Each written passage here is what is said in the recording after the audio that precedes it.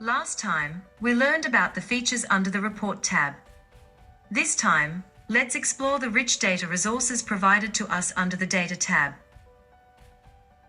Under the Data tab, we offer various data layers related to the real estate theme. We can click on these layers to view them.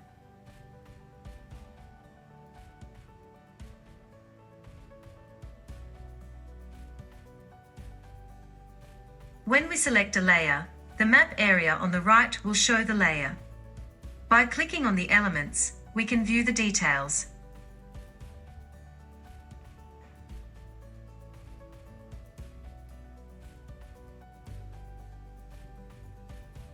Under the Legends tab on the left, we can also see the corresponding legend styles for this type of layer. In the next section, we will introduce how to use the advanced analysis functions.